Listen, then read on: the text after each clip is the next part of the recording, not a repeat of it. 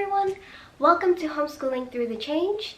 My name is Sonia. I'm a 36-year-old mom of an 11-year-old boy, and today we're going to talk about planners.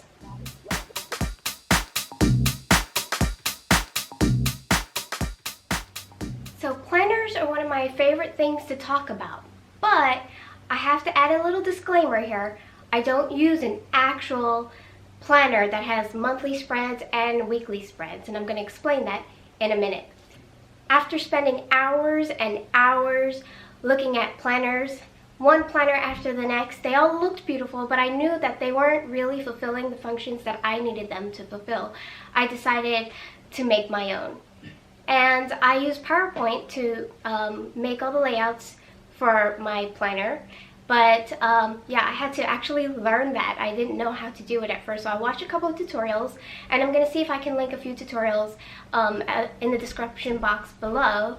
So if you wanted to learn how to use PowerPoint to make different layouts for yourself, you can do that too. I highly, highly recommend it. So I divide my planning into two parts. One part is what I call tracking pages, and the other part is a binder, mom binder, that I actually do all my planning in. So nowhere in this are monthly or weekly spreads, and so I'll show you what I mean. Here is my planner for this year, or as I call it, my tracking pages.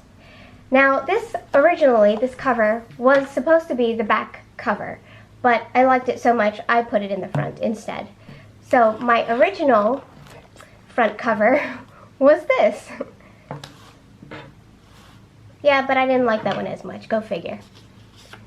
So the first thing I have is a table of contents.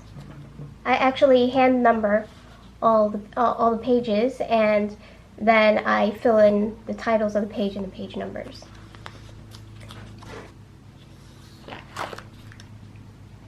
Attendance sheet that I downloaded from our state's website.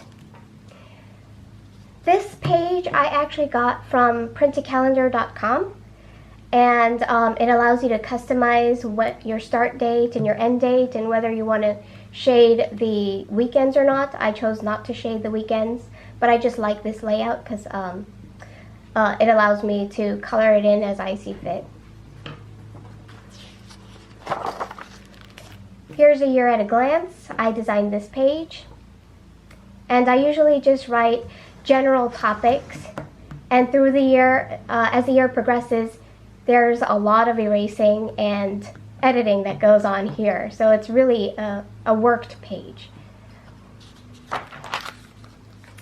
Here's a goals page, and then I have a little space here where I check it off if we've actually done it by the end of the year or not.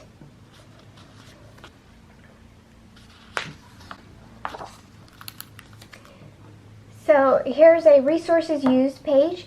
So anything that I use for homeschooling that does not include our unit study will go here. So math resources, spelling, grammar, possibly geography, anything else I would write here. What books we've actually used, what level, and that continues here. And then I have a unit study resource page. Now we homeschool primarily through unit studies, and so that's a big one for us. We alternate between history and science, and so whatever our topic is, we'll write it down here, and then all the resources used, whether it's books or kits or movies or magazines or anything like that, will go on this page. So I have quite a few pages for that for the year. And then I have an independent reading. So anything that my kid has read on his own, whether it's for a unit study or otherwise for fun, I would write down here.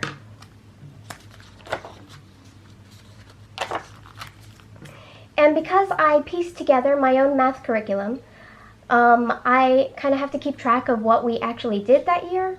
And so I will write down the topics that we've covered. So if it's like decimals, adding, subtracting, multiplying, dividing, you know, double digit multiplication, or I don't know what, polynomials. Yeah, so I'll just write down the topics there. so that's continued. I rarely ever use the second page. Then I have a page for enrichment activities.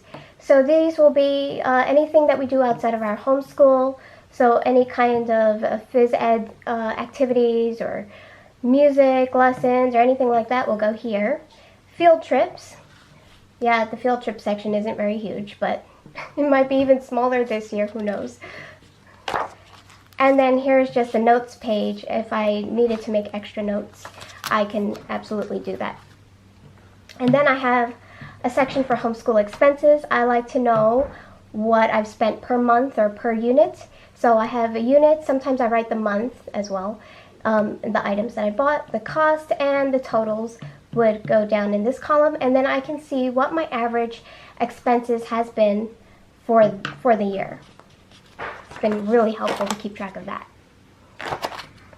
And then I have a for next year page because I tend to make notes. When spring of the new year comes in, I start looking at what am I going to do for the next year, and I make notes of potential curriculums and costs and things, and yeah, I don't need a chart for that, I just scribble notes. So that comes in real handy. I have several note pages.